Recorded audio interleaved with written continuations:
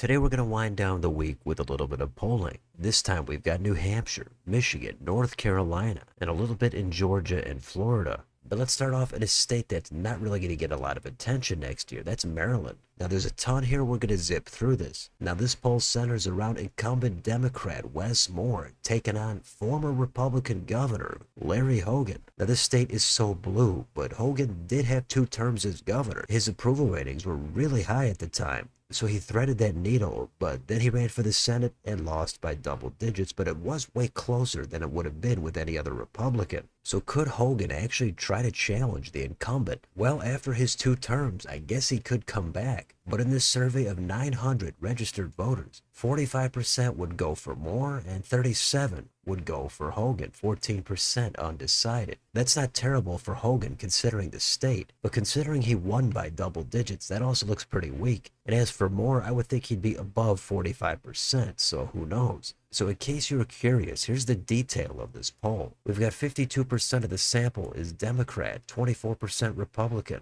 And if we go down here, we've got 39% say the state is headed in the right direction. 47% say it's on the wrong track. So that doesn't look too great if you're Wes Moore. Down here we've got a couple of job approval ratings. For Trump, he's only at 32%, 65% disapprove. Wes Moore, he's way more popular. He's at 54%, 36% disapprove. So could somebody potentially take down Moore? I don't think so, considering it's going to be the midterms under Trump, and Republicans have no bench in this state. Hogan could be their best chance again, but he's kind of recycled at this point and basically at the end of his career. Last thing we'll point out here is, if the election for governor were held today, would you re-elect Moore or would you prefer someone else? Only 38% say they would vote to re-elect Moore. 36% would vote for someone else, 22% not sure. And then down here you've got the head-to-head matchup. It's an 18-point lead there for Moore, but against a generic Republican, it expands to 28. So you never know what could happen. They did elect Hogan in the first place, and that was kind of a shock at the time. But that's going to be much closer to the exception than the rule. Let's go to the next state. Here's New Hampshire.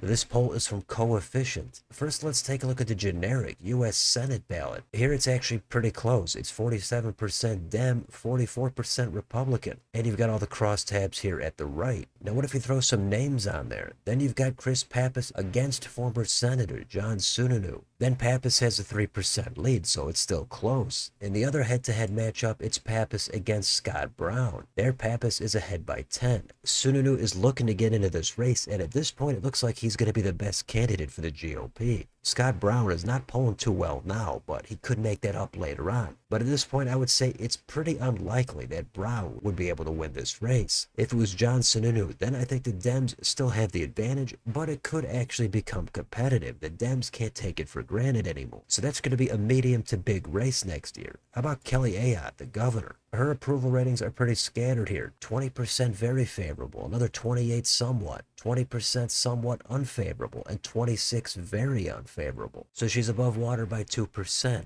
She's also going to be on that ballot next year if she goes for another 2-year term. Now they do poll that race here. We've got Kelly Ayotte against a generic Democrat. Ayotte is ahead by only 3%, 43-40. This is one that Republicans should be more favored in with that incumbency advantage. But if they get too complacent or if Ayotte becomes more unpopular, then there could be an opening here for the Dems. One other thing I thought was interesting here is the government shutdown. They ask which party you side with most. Apparently they side with the Republicans 48%, and Democrats are at 42%. That's not the exact result I was expecting. And finally, here's the demographic breakdown of this poll. It was a little bit more Republican, 37%. No party is at 32%, and Dems are at 31%. So keep that in mind as you go through this poll, just like with any other. Now let's move on to Michigan here. Here's a poll from Plymouth Union Public Research. Not a super familiar pollster, but let's see what they've got. We've got the generic congressional ballot here. Republicans lead by 4, 39-35. Then they actually have some head-to-head polling next year for the governor's race. The nominees are not locked in, but John James, the Republican, is at 35%, a generic Democrat is at 31%, and Mike Duggan, the independent former Democrat, is at 12%. Not overwhelming numbers, but this is one of the better polls we've seen for John James. Now, if it was former Attorney General Mike Cox, then he trails a generic Democrat by 3%.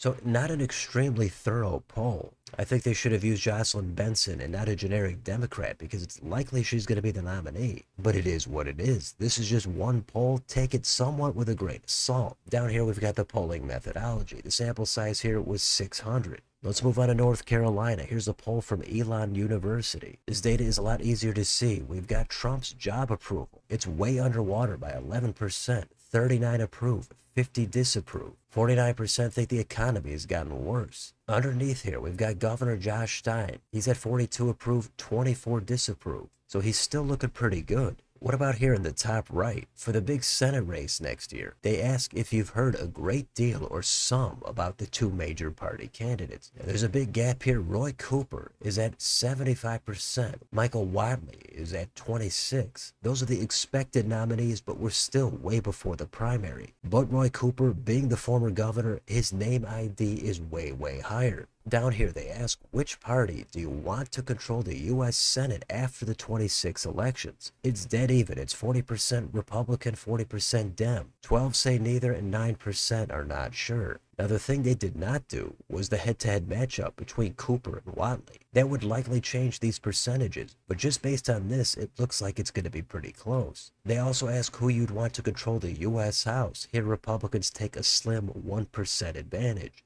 And then back to the name ID. You could compare Roy Cooper here on the top to Michael Wadley on the bottom. It almost looks like nobody knows who Wadley even is. He was the RNC chair up until he decided to make a run here for the Senate. But he's got his work cut out for him. He's got to inform voters of who he is. But at the same time, Roy Cooper on the other side, he's going to try to control the narrative the best he can before Wadley has a chance. And having a high name ID like Cooper isn't automatically a great thing. Early on or in a primary, it's a big deal. But later on in the race, it's going to matter much less. But down here, we've got some favorability ratings. Roy Cooper is at 51% favorable, 34 unfavorable. Michael Wadley is 40 favorable, 32 unfavorable. So Cooper obviously wins that one, but we'll see what happens as we get into next year. And if you want to know what kind of sample was in that poll, we've got it right here. 38% voted for Harris in the last election. 41% voted for Trump. But take note of this, more than 20% didn't even vote in the last election.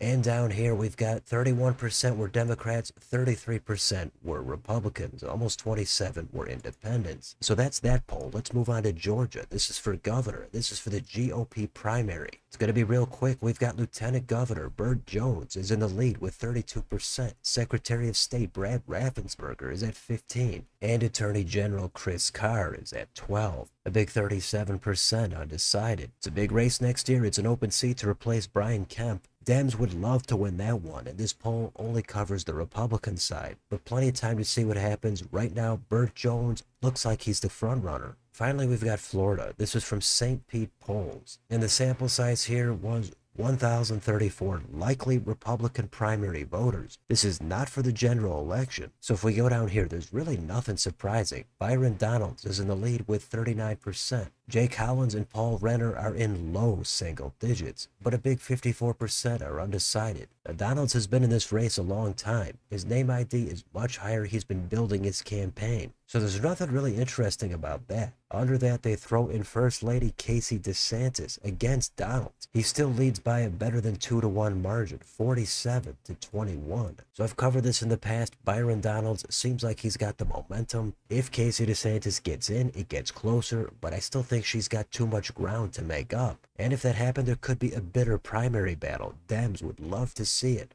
But for now, it's going to be Donalds as the front runner. Dems have a pretty weak bench in that state. This poll does not cover it, but we'll have to see if David Jolly actually emerges as the frontrunner there, or if they're going to go in another direction. Either way, that's a quick recap of a bunch of different polls in a bunch of different states. Let me know in the comments, what do you think about any of the polls from this past week? I can't cover all of them, but let me know if anything jumped out to you down below on your way out. Don't forget to like, share, and subscribe. Join if you'd like to help support the channel. Thanks for watching. I'll see you next time.